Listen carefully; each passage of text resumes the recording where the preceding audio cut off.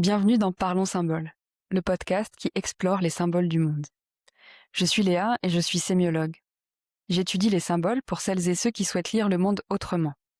Ici, je vous partage les points d'appui qui fondent ma sémiologie, les auteurs qui irriguent ma pensée, les récits qui façonnent nos imaginaires et les symboles qui peuplent l'histoire et continuent de parler au présent. Et parce que comprendre est toujours plus riche lorsqu'on dialogue, j'invite aussi des experts et des artisans du sens.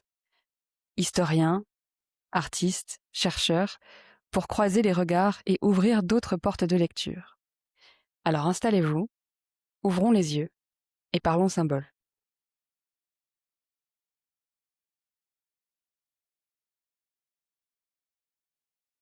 Bonjour et bienvenue dans ce nouvel épisode. Aujourd'hui, j'ai envie de me poser avec vous pour répondre à une grande question qui m'a été posée. Est-ce que les Grecs croyaient à leurs mythes? C'est vraiment une question fondamentale qui traverse les siècles d'ailleurs. Parce que, on le sait bien, hein, toutes les histoires de Zeus qui se transforme en cygne, de Méduse qui transforme les gens en pierre, les cyclopes, les chimères, tout ça. Mais est-ce que les Grecs anciens, est-ce qu'ils prenaient ça au sérieux? Est-ce qu'ils croyaient vraiment qu'Athéna pouvait rendre quelqu'un aveugle pour l'avoir vu nu, ou que les titans se battaient vraiment? C'est fascinant parce que même à l'époque, ça ne devait pas être super crédible. Eh bien, en fait, la réponse, elle est très nuancée et très intéressante. Et pour répondre à cette question, je vais m'appuyer sur les travaux d'un chercheur français qui s'appelle Paul Veyne, qui a publié un ouvrage qui s'appelle sobrement Les Grecs ont-ils cru à leur mythe? C'est un livre dense, mais dans lequel on va trouver beaucoup d'éléments de réponse. D'ailleurs, dans ce livre, eh bien, Paul Veyne ne va pas vraiment traiter uniquement de cette question-là, mais il va aussi parler de manière générale de ce que c'est que de croire, de ce que c'est que la vérité, parce que finalement, on ne le sait pas vraiment. Hmm. Alors, si on plonge un temps dans le monde grec, eh bien au début, à l'époque qu'on appelle archaïque, les Grecs considéraient que l'époque des dieux et des héros appartenait à un autre temps, un temps qui était quelque part antérieur et extérieur au temps actuel, un peu comme une autre dimension. Et c'était le temps des générations héroïques où les dieux et les humains se côtoyaient encore. Donc, ils croyaient aux dieux, mais ils auraient été très surpris de voir apparaître un dieu en vrai. Et pour comprendre cette autre temporalité, Paul Veyne explique que les hommes ont un passé intelligible et perceptible qui est dans leur champ visuel. Mais si on remonte plus loin dans le temps, au-delà de cet horizon, eh bien, la représentation des siècles, elle devient un petit peu obscure et en fait, on cesse de voir. Alors, comment ils pouvaient savoir ce qui s'était passé dans cette époque si elle n'était pas intelligible? Eh bien, grâce aux poètes. Parce que les poètes, c'était des gens qui avaient accès à la connaissance de ce monde-là, de cet autre monde par l'intermédiaire des muses et de l'inspiration. Et ils pouvaient faire passer cette connaissance aux mortels. Ils étaient comme des ponts entre les deux mondes. C'était pas des voix magiques qu'ils entendaient, mais ils répétaient des histoires qui se racontaient depuis des siècles. Et ils avaient la connaissance et le don de les raconter. Donc dans les premiers temps de la Grèce antique, eh bien on peut dire que les Grecs croyaient à leurs mythes. Et c'était vraisemblable parce que ça appartenait à un autre temps, une sorte d'autre dimension. Mais ça n'est pas resté comme ça. Cette croyance, elle a évolué avec le commencement de l'histoire et de la physique. Attention, quand on parle d'histoire dans l'Antiquité, c'est plus des enquêtes, un peu comme des journalistes qui compilent des infos sur le présent. Et la physique, c'est une explication du monde, c'est trouver la clé de son énigme, hein, de manière philosophique ou métaphysique. Ce qui est nouveau, c'est que ces disciplines-là posent le dilemme entre le vrai et le faux. Les historiens antiques, ces espèces d'enquêteurs, eh bien, ils se mettent à réfléchir et à critiquer le mythe. Pour eux, c'est une tradition orale, avec un fond de vérité, mais qui a été déformée par la croyance populaire. Quelque part, il y a un vrai noyau, mais il est englobé de légendes.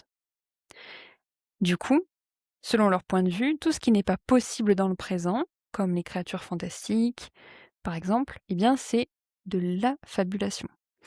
Par contre, ce qui est vraisemblable, c'est vrai et ça a existé. Par exemple, une guerre, c'est possible, donc la guerre de Troie a existé, mais il n'y avait pas de dieu qui se battait sur le champ de bataille. Par contre, ils ne remettent pas du tout en cause l'historicité d'Ulysse. Si on prend par exemple Hérodote, un historien qui a vécu au 5e siècle avant notre ère, qui se baladait plus ou moins dans la Méditerranée pour faire ses enquêtes et rapporter les traditions d'ailleurs. Il découvre un culte d'Héraclès en Égypte et une légende locale qui dit que les habitants ont voulu immoler Héraclès à Zeus et qu'Héraclès, en représailles, les a tous tués. Hérodote se pose des questions et se dit « mais c'est bizarre, les Égyptiens ne font pas de sacrifice d'êtres vivants. Comment Héraclès d'ailleurs aurait pu tuer autant d'hommes ?» Donc il ne prend pas, pour argent comptant, l'ensemble du récit. Il doute. Et les historiens sont un peu les premiers sceptiques. Ils pratiquent le doute et l'esprit critique.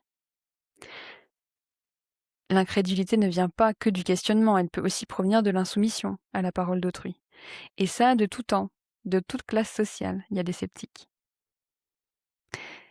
Ce qui est assez constant de tout temps, c'est que le peuple ou les gens, riches mais peu lettrés, continuent de croire à la mythologie. Alors que l'élite intellectuelle, elle aussi entre deux attitudes. Partager la crédulité populaire, ce qui permet aussi de faire obéir le peuple, ou refuser de s'y soumettre, parce que c'est rabaissant et naïf. Par exemple, le philosophe Xénophane ne veut pas que dans ses banquets, les invités racontent des histoires de titans, de centaures ou de géants, qui sont des croyances populaires. Ce n'est pas parce qu'on écarte tout ce qui n'est pas vraisemblable qu'on ne croit pas aux dieux. C'est juste que c'est faux qu'ils interviennent dans le monde des mortels. Puis ensuite, à l'époque hellénistique, la littérature devient une discipline. On l'apprend à l'école et c'est un grand élément de la culture. Par exemple, Callimaque, un poète de l'époque, s'applique à recueillir les variantes rares des grandes légendes et des mythes locaux. Ici, la question, ce n'est plus de savoir si c'est vrai ou non, c'est juste que c'est à connaître, c'est de la culture générale. Et dans tout ça, il y a aussi les philosophes qui ont leurs propres explications pour comprendre pourquoi ces dieux sont si immoraux ou ces histoires totalement invraisemblables. Il y a notamment des explications métaphoriques. C'est ce que font les stoïciens qui essayent de comprendre un message caché derrière les mythes. Par exemple, le philosophe Chrysippe voit une peinture où Junon, Héra, est en train d'embrasser Jupiter de façon très intime. Eh bien lui, il va y voir une allégorie de la matière absorbant la raison pour engendrer le cosmos. Cette question-là, elle peut vraiment nous faire réfléchir sur les religions actuelles. Qu'est-ce que c'est croire ? Quel est notre curseur, notre barème ?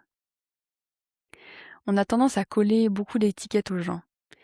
Et ici, c'est questionner tout ça. Qu'est-ce qu'on va automatiquement penser ? Et comment, finalement, à cette époque-là, on a arrêté de croire à ces mythes ? Est-ce qu'il y a eu un moment de bascule ? Eh bien, Paul Veyne, il nous dit qu'en fait, on n'a pas vraiment arrêté d'y croire. On a arrêté d'y penser. Et on a arrêté d'y penser parce que la religion chrétienne est venue remplacer le polythéisme. D'ailleurs, les chrétiens, au début, ne remettaient pas en cause l'existence des dieux païens. Ils disaient juste qu'ils étaient moins bons et qu'il ne fallait donc pas s'en occuper.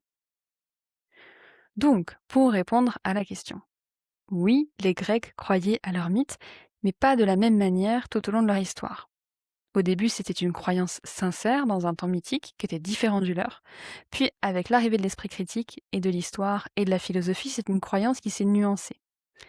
Certains continuent à y croire littéralement, d'autres y voyaient des métaphores, d'autres encore y voyaient de la culture à connaître sans forcément y adhérer. Finalement, c'est un peu comme aujourd'hui avec les religions. L'adhésion, elle est plus complexe et plus nuancée. J'espère que cet épisode a donné du grain à moudre à votre réflexion et je vous souhaite à tous de prendre soin de vous. Si cet épisode a éveillé votre curiosité, nous pouvons prolonger la conversation ailleurs.